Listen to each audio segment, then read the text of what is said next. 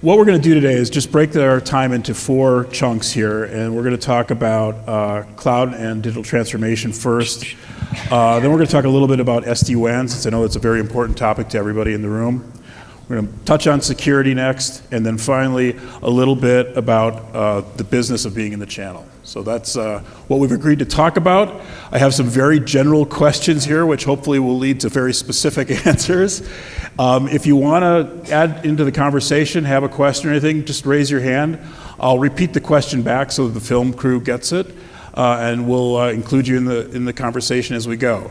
So that's our ground rules, and let's get on to it. So cloud. I'm going to make this really general. Tell me what you think are the top trends that everybody should be aware of in terms of cloud adoption right now. That they need to be in it. Drop the mic. I am so excited. Okay, I'm not trying to predate myself, but I've been in this industry 23 years, and I started when it was price per minute, and we were just selling local dial tone. And then about 13 years ago, MPLS came into play, and that was kind of new and exciting, and some of our partners didn't make that transition. This digital age, cloud, I am so excited about it. All the things that we can do, whether it's IoT, whether it's SD-WAN, but it's actually more even just software-defined network. It's not just the WAN. Security. I just think there's so much going on, and you need to find your passion, the thing that you think is really cool, and really invest your time in learning that one area, because you're never going to be able to be the expert across the board in all of it. Good advice. Great. When you look at cloud, it's such a big topic. I think you really have to kind of, and I'm aligned with Karin here, pick where you're going to sit. So if you really look back at the trends that are out in the marketplace that are driving businesses, I look at it as there are 3 major ones. The first is the increase in public cloud consumption. The second is the workforce becoming very mobile. And the third is the decrease in cost in IP transit. So if you look at those 3 things coming together, and just really to put it in perspective, in 2009, AWS had virtually no revenue. Now they have approximately $14 billion worth of revenue. Last year was the first year that internet access from devices exceeded from computers. And IP transit, as we all know, everybody sitting in this room has seen how the decrease in cost has been there. So when you look at cloud and where you are, I think it's really important to align yourself with these macro trends, because at the end of the day, all boats rise with high tide. So, when you look at something such as unified communication, it's much more mature than some of the other cloud services out there. So I think, cloud is difficult because it's so big, and you mentioned IoT, which is, kind of separate, and then how does that interrelate with mobility and everything else? I think you really do need to take it apart, but big picture-wise with cloud, I think it's important to look at where the trends are and then participate in that to whatever degree you're going to participate in that, because all boats do rise with high tide. Well, and I think that there is so much happening in each area right now that for our customers, it's really hard for them to even stay abreast of, UCaaS. I mean, the bells and whistles that we had 2 years ago are not even touching what they're now coming up with today when I look at companies like Nextiva and how they're really integrating all areas of how they communicate, including, social media and everything. I mean, it's getting so complicated that it's no one can keep up with all of it. It's, I think that's a really important point, and one that we touched on earlier in the week, that what you're saying is exactly right. Network transport gets so cheap, it's basically free versus the problems that you're trying to solve, right? So bandwidth, if you think about it, is free historically, right? And what you said is the real problem that people have to get at, which is handling complexity for your customers, right? That's the whole deal that the cloud brings us, is the ability to handle complex things in a simple way. So can you talk about how partners are being successful with their clients in terms of managing complexity, solving problems for them, and actually getting at business outcomes? Okay. So what's interesting is we get people calling us up, knocking down our doors saying we want to do training. We've got a great cloud product, we've got a great this product, UCaaS, whatever it might be, down to the, the nitty gritty in it. And there are a lot of sales folks out there that wrestle with, I'm concerned about having a security conversation, or I'm concerned about having, some sort of technical conversation because I'm not an expert in it. Actually, in my opinion, it's easier now because all conversations are business conversations, right? What we see in the marketplace is clients want to just solve problems, right? They want to outsource technology and just have technology work. They don't want to know the nitty-gritty, of those different services. And then you layer on things that are important, such as governance. And when you talk about cloud, like we all think about, okay, how can we, sell a cloud product and make money off of that? But a lot of the problems that cloud creates, such as how do we govern that environment? What are the compliance issues associated with that? How do I control the spend and know where my inventory is because it's not on my premises, so I can't get my arms around it? Those type of issues are just basic business issues out there that partners are uniquely qualified to solve. That's on top of, candidly, the pull-through services, which are the bandwidth and which are the actual, seats in a UCaaS or IaaS or whatever it might be. So it's a little bit of a different way to look at it. But the conversation is a business conversation, and most of the people in this room are business owners and know how to have that conversation. So to Karin's earlier point, having the conversation is the most important thing. You're not going to get into the weeds, into the bits and bytes. They don't want to go there. See, and I agree, and I think it's also ecosystem. Our telecom partners are no longer the specialist that their customers are looking for them to be. They're now the internist, who then rely on a group of specialists that they have within their own ecosystem. And we're seeing that, and not only are our partners developing it within their own community of friends that they work, who are their their frenemies. They have someone who is the security specialist. They have somebody that they know is the UCaaS specialist. They have somebody that they know is this infrastructure specialist. They're just the internist for their customers to be able to talk about the high-level conversation of what's the business necessity, and then they're going out and they're pulling in the resources that they know from their own community to help guide those conversations. Because, like just in the infrastructure space, they're not going to be able to learn everything that the specialists know in a session or two.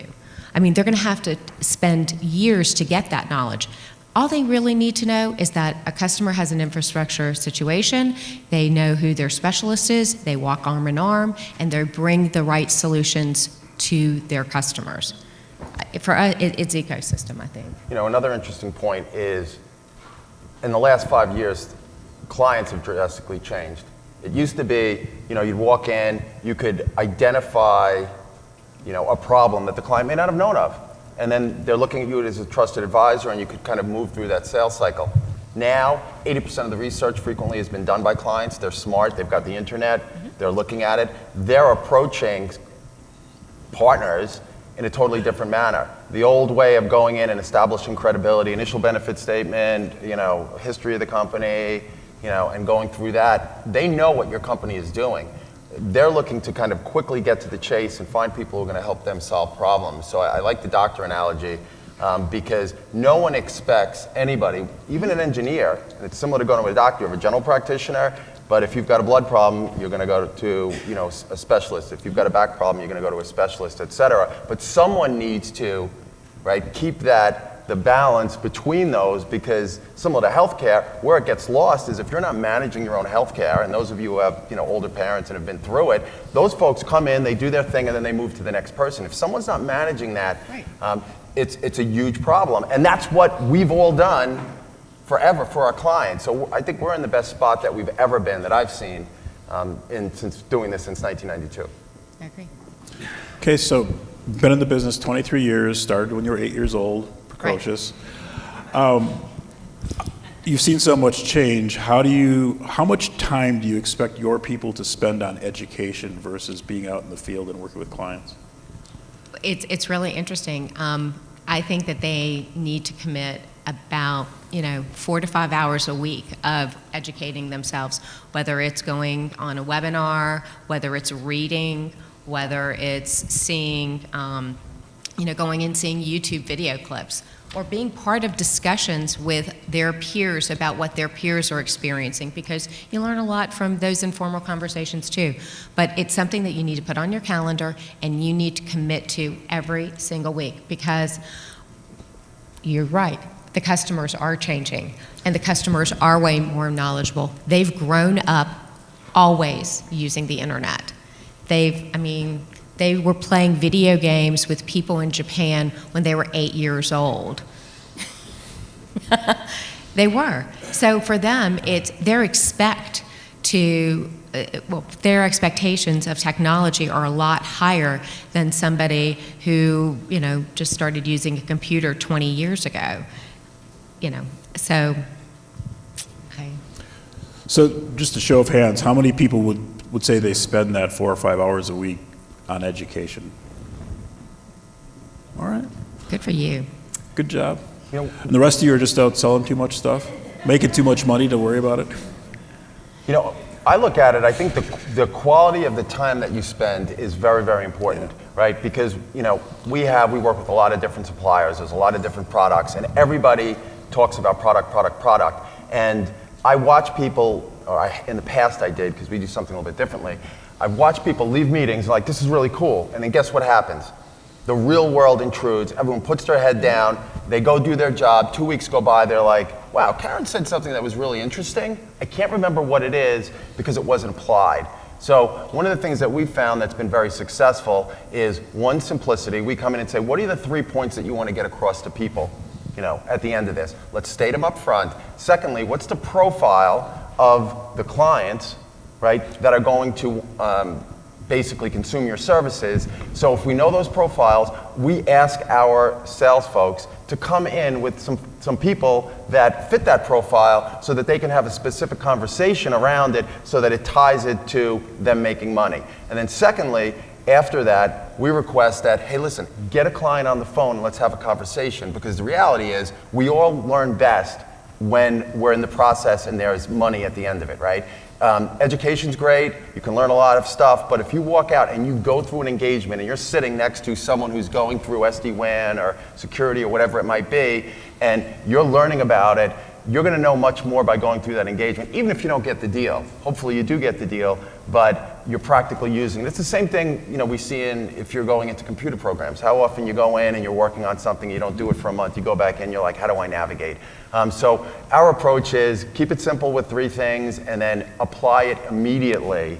Otherwise, people just forget about it, and the sheer volume of information that we're all trying to consume is staggering, so it needs to be purposeful, in my opinion. So I agree, 4 hours is great, but it needs to be, you need to know what you're doing with it and actually act upon it quickly, otherwise we're all going to forget. Things go in one ear and out the other with me, and I'm like, what happened?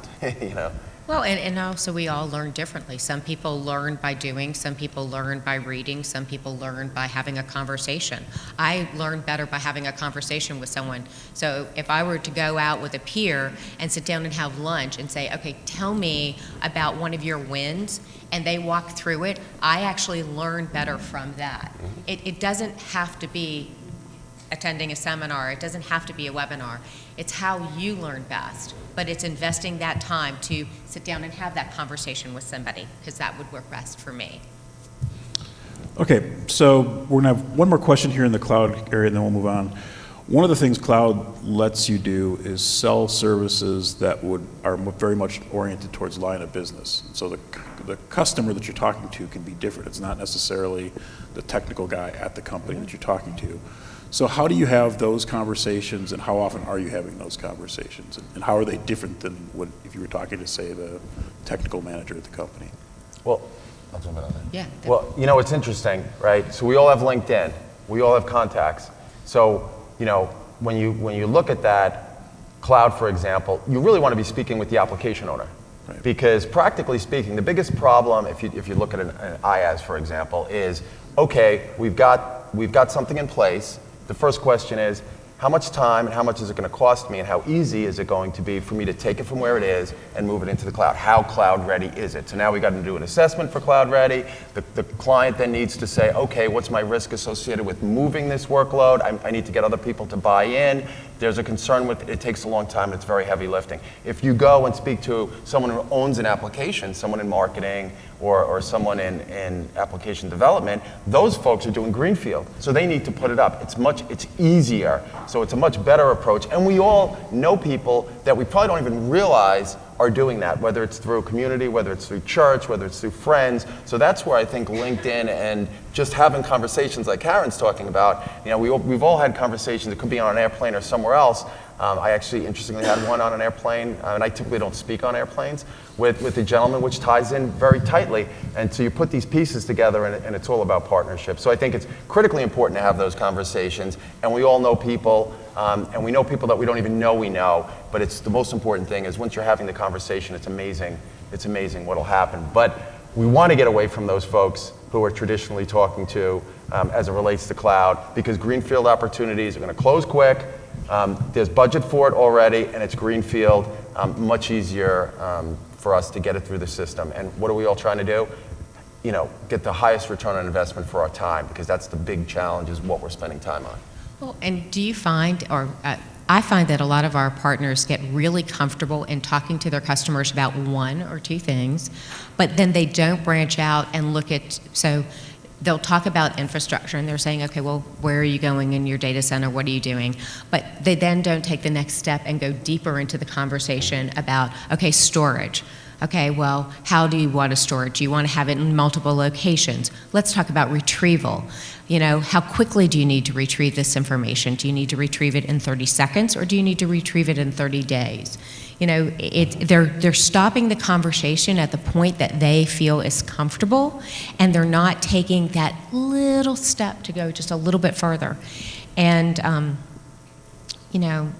don't know, a lot of people have gotten into this fear. You gotta do something that makes you scared.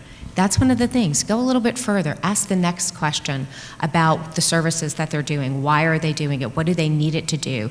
There's a logical progression with the cloud when you're going into it of it's not just infrastructure, it's then all the different components that make it up. Yeah. One other point on that, which I think is interesting.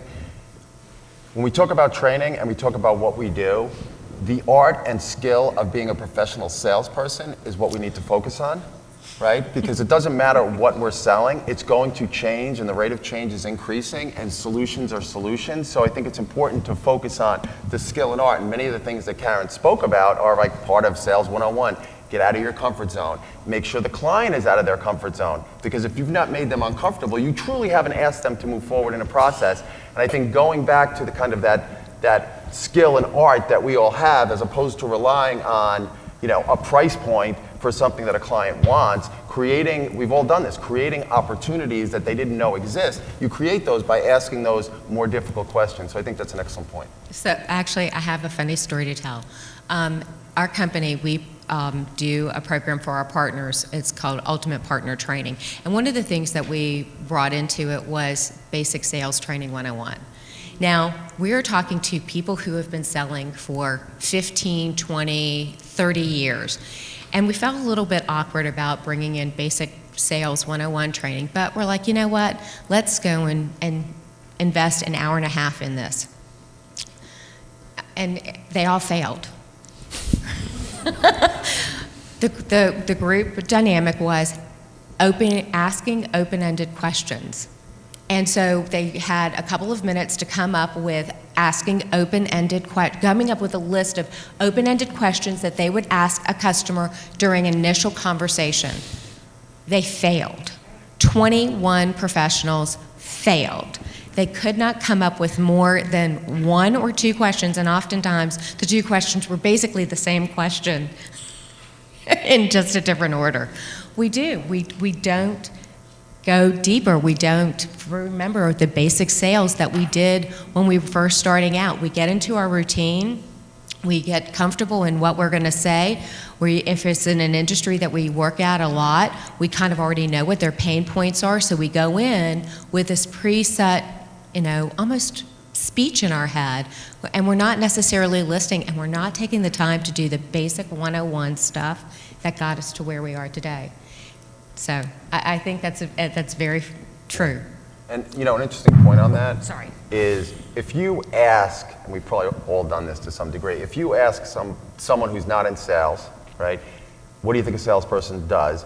You'll frequently get an answer such as, they get people to buy things that they really don't need, right? You'll get that answer occasionally. And the reality, right, what a salesperson does and the value of a salesperson to a professional is it creates insightful thought and then helps to guide a consumer down the most appropriate path for them. And that consumer trusts that salesperson has their best interest at heart and understands how to navigate through this process, because it is a process, right? There's a buying process. It's very process oriented, and you have to go step A, step B, step C. And if someone hasn't digitally transformed, or they haven't migrated to the cloud, or they haven't deployed SD-WAN, they've never been through that process. Right. And we have. So what a salesperson does is help them make those educated decisions and give them the information necessary to make those decisions, because what do businesses do? It's all about managing risk. So they need to understand what the risks are associated and what the costs are, so then they can make a business decision as, well, okay, so now I understand what my risk is and what my cost is. It all comes down to insurance when you talk about disaster recovery and many of the things we speak of.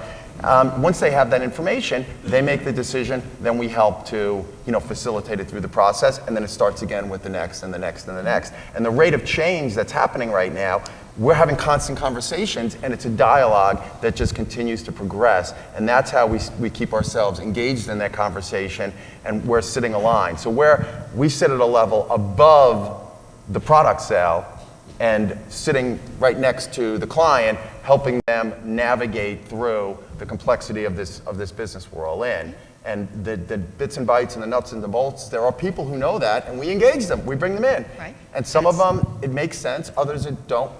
It doesn't make sense for that solution, and we work through that process. And clients know it's a process. Right. That's why we're the internist, and we then go and bring in the specialists that the customers need for that specific project. So, best salesperson I've ever seen was a boss of mine that I've worked for a couple different times. And he would go into meetings with customers and had just a way about him where he could talk about what their business challenges were. And he would invariably get up to the whiteboard and start talking about their challenges and what we could do to fix their challenges. And by the end of it, he had them convinced that we would have some solution for them that would help them get at whatever they needed to get at. And I would sit there with this forced smile on my face, and we get out of the room, and I'm like, we don't make that, right? It's like, yeah, but we can. Whatever made so many custom products in my life, but he was incredibly good at sales and in finding out what people needed.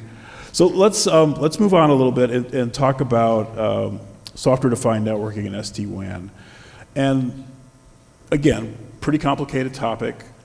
Incredibly complicated. How much do people need to know? Well, first of all, let's ask a question. How many of you are currently selling SD-WAN? How many of you would like to be and aren't? Okay, so basically we've got people who are doing it. How can they up their game? And this is an area where I'm not even sure what the right questions are to ask, so I'm going to turn it over to you guys, because these guys have an SD-WAN practice. What do you see as the things that people do best in their SD-WAN practices, and what are the challenges that come up? I don't think that anybody has gotten to that point yet, because I think that it's so new. MPLS is a standard protocol. SD-WAN is not. Everybody does it differently. Big Leaf is a very different type of SD-WAN solution than Versa and VIP. They're just completely different. We are in the infancy stage of the SD-WAN whole software. We're in the infancy stage. We're constantly going to be growing. We haven't even started. We have customers. Well, we won 360 on a sale of 3,000 location. It's going to be initially a $1.5 million monthly MMR SD-WAN solution. it was a customer who you would not think of as being a risk taker, but they needed to do something to get more visibility, and they were willing to take the risk. Most of our partners who are selling SD-WAN will tell you they know nothing about it. I mean, that's what we're seeing, is we're learning as we're growing. And I think in the next 3-4 years, we're going to start to see a lot more consistency. We have matrices of, all the different providers and whether, what services and bells and whistles they have, because even the providers themselves, if they're using Versa, they don't use all the same features and functionality that Versa has. So we're learning every day. Yeah, as are we. What we've done is basically we've categorized it in, you have gateway SD-WAN, you have controller in the cloud SD-WAN, and you have premise-based SD-WAN. So the gateway are for folks that want real-time applications to quickly travel across the globe with low latency.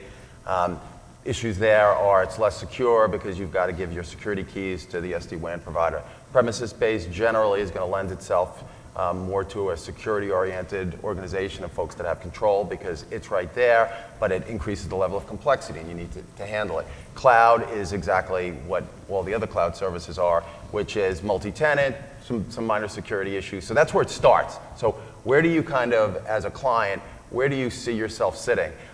Then what we're seeing is really what's the driver behind it. We've seen some large retailers reacting to a CFO or CEO saying, you got to cut costs by 35%. So they have to jump in, and this is a means for them to do it.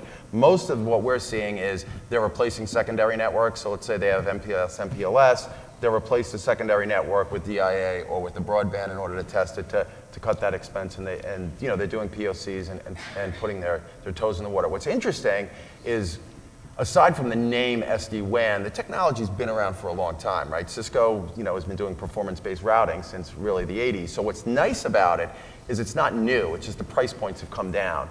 The challenges that we're seeing is, all these folks are popping up and are they CapEx or are they OpEx, right? Most of these folks came from, whether it's EMC or Cisco, so they want to sell a CapEx model because they need to show top-line revenue. And we're not seeing people want to consume a CapEx model. So then, and the reality is, if you go to the VAR community, okay, if I take paper on an SD-WAN and then sell it to the client and it doesn't work, you have software costs, which you really have to factor that because there's no real property there. And then on the hardware, if it doesn't work, it's a paperweight. So it becomes very expensive to do that. So they're struggling with kind of the economic model associated with that. And then you've got the big carriers that are coming in who have the financial resources to deploy it. But then you get into this whole issue around, okay, so this is great. Now I have control. I can go active, so I'm using the bandwidth that I'm paying for, which is wonderful. I've got disaster recovery, but in order to appropriately use it, what I've done is I've taken these 2 layer 3 networks and now I've got a bunch of, I'm going to pick whoever's lit in my individual facilities, and I'm going to back it up with broadband. So now I've got this kind of ecosystem of non-SLA product that I'm dealing with, because SD-WAN will tell you, okay, this is performing poorly, now you got to pick up the phone and call. So those are the issues that it creates where I think partners can be very instrumental in solving that, where in a layer 3 environment, you don't have kind of that fallout on the back end. And I think people are, to a certain degree, aware of it. I think Gartner even actually wrote about it as a big issue. But I think partners play a key role in project managing the deployment of those services, as well as potentially helping in levels of escalation from a remediation and a candid response to say, okay, you've got all that great bandwidth, but there's no SLA associated with it. Well, but also customers are saying that they want to manage their network, but then once they get it, they're like, I don't want to actually manage it. I want somebody else to manage it. And so they think that they want SD-WAN, but they want the intelligence and they want the analytics and they want to be able to lower their costs, but they don't necessarily always understand everything, all the pros and the cons, because there are some SD-WAN solutions that actually aren't cheaper, because by the time you get the bandwidth and you layer on the box, it doesn't really come out to be a save for the customer. Now, it gives them a lot more bang for the buck, but it's not necessarily a cost savings, which is sometimes the driver for the initial conversation. We have we had an SD-WAN summit with some of our top partners, and while there are early adapters, we have a lot more customers that are saying that they want to wait 18 months to see how everything's going to fall out and to learn more about what true SD-WAN is and the different functions and features and the security, because when you're going from a private network into the cloud, into public internet, there are a lot more risk involved. And there's another good point on that, which just, again, big picture business issue, right?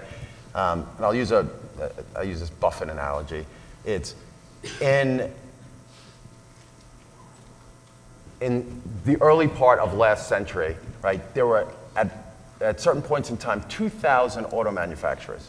That's a fact, 2,000. And now there's 3.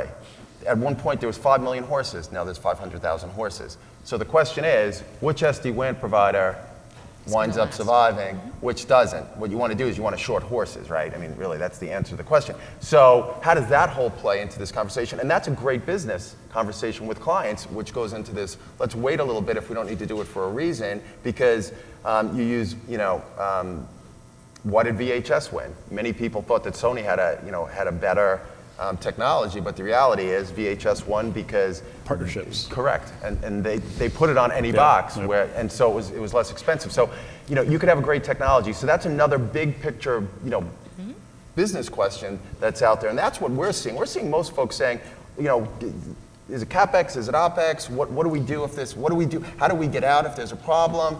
And again, it's risk management. So I agree with that. We could go on for quite a bit on this. Well, hang on. I just want to go, because the UCAS is the next one? Security's next. Security. Because I was about to say, that's the same thing with the UCAS. Yeah, I mean, look at how many UCAS providers there are. I heard a statistic that there are only 125 UCAS providers that have revenues of over $5 million a month. Do you know how many UCAS providers there are out there? I mean, I know. So who's going to win? Everybody's an entrepreneur. Yep. So, Okay. Sorry. I do want to get to security because I think it's a really important topic for everybody, right? Everyone has to have an answer for security. How do you start that conversation with your clients that you're seeing? What are they asking you, and what's the answer? The simple question is, what keeps you up at night, especially after a Target incident happens? I mean, that's when everybody starts calling, is when there's something big that happens and they say, oh, we've got to talk about security. They have this panic attack. Sure. And most of our partners have no clue where to even begin with what are the basic 3 or 4 questions to ask. And once again, they pull into the ecosystem. They go to somebody that, I'm not the expert, I'm going to pull in somebody to do it. There are companies like CenturyLink, that have very sophisticated but high cost security. And then there's other organizations that are providing, basic good security at a much more reasonable cost. Customers have no idea, and they're terrified. Yeah. Well, interestingly, again, it starts with the business conversation. What's the goal? Because when you talk about some of the big providers, if at the end of the day, the client says, if something were to happen, and it very well may, I need air cover to be able to say that I'm, parachuting in this group of experts in, from an incident response perspective, then you go to a big player because they give that kind of overflight. And if they're going to do that, it makes sense for them to do penetration testing. But if you start with something like penetration testing, that large provider is going to be twice as expensive as a smaller VAR. So I think you need to start at the back and work your way forward with, again, simple questions like that, and then, again, bring in the most appropriate person. Because what you don't want to do, right, is client comes and says, hey, listen, who does penetration testing? Well, everybody does penetration testing. So then you go to a big provider, and then they go out and get their own quote, and you're 2x, you've hurt your credibility. So I think it will be important to understand where the different players in the space fit in that ecosystem and why people are doing business with them so that you can get the most appropriate person in. And I think there's a place for both these smaller, dedicated shops as well as the large providers. But the thing with security is that oftentimes when you go in and you have somebody do a security assessment, they give you back a bill, and it is such sticker shock that the customer's like, there's no way I'll be able to get this approved. So then they start to think about, well, okay, what is really their risk? And I have had CIOs and CTOs tell me, I'm going to take the money every single month and stick it in the bank because I feel that, and just make sure I'm doing the basic stuff because I can't afford to do the type of security system that you're recommending. I mean, it's ridiculously expensive for a lot of customers. So they're balancing out what it is that how much risk do they really think they're at? Yeah, when it comes to security, it's a little bit like if the three of us are walking in the woods and a bear comes and attacks us. I don't have to run faster than the bear. I just have to run faster than one of you. And if I'm in heels, you walk. I would disagree a little bit because unfortunately, like if you look at the statistics between China, the United States, and Russia, everybody big and small is it's a pack of, it's wolves. It is. Right. I mean, everyone's being hit. So it needs to be addressed on some level to whatever that might be. And again, businesses are going to assess their own risk and do what they need to do. Yeah. I do think that you're 100% right. Folks come in and say, okay, Miss or Mr. Small Business, like you give me $5 million and I'll make sure that you're secure. And by the way, you're gonna have to give me another $3 million next year because the world changed. That's inappropriate for the situation. So I think the business will evolve into something that's a little bit more palatable.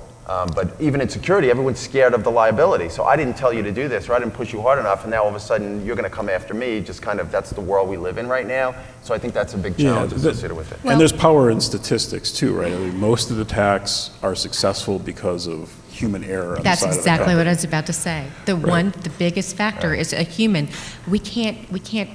Right. So How much risk can you prevent that? Right, but you can do there's certain hygiene that you can do, like make sure your password procedures are correct, make sure that you're patching properly, and have somebody in the company who's responsible for auditing that and knowing it and knowing that it's been done.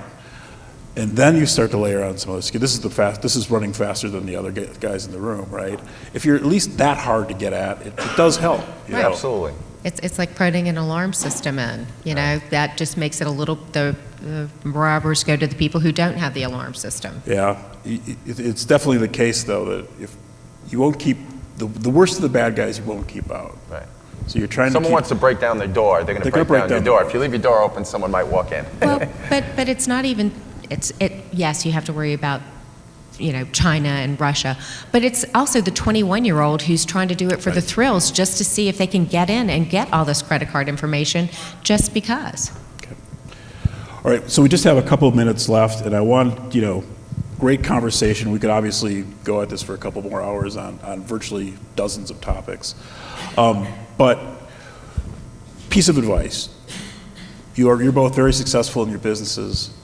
What piece of advice would you give partners on how to up their game, the thing that they should think about doing? Yep. We'll give another analogy here, right? Most of us have been building relationships with clients for decades, right? And there are a lot of shiny objects out there, and it's really easy to start running around chasing those shiny objects. The reality is we've all built castles, which are relationships and MRR, and I think my advice would be build a moat around that castle.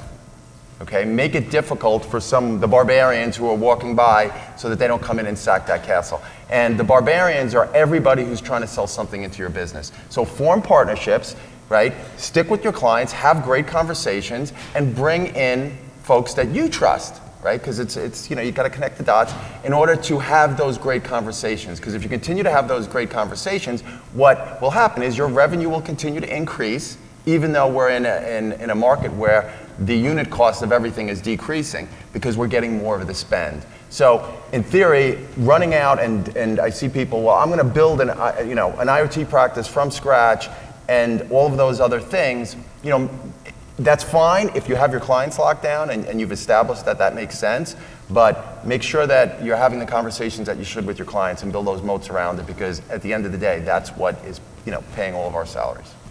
30 seconds. Okay, ecosystem. Build your ecosystem. I think that you're the internist. You need to know who your specialists are. You need to educate yourself so that you are able to understand what your clients' needs are and be able to pull in the right specialist. Thank you very much. I encourage everybody to go up to the keynotes after this. Gabriella Schuster from Microsoft will be the featured speaker. We're pretty smart. She's brilliant. So go here, Gabriella. Thank you very much, panelists.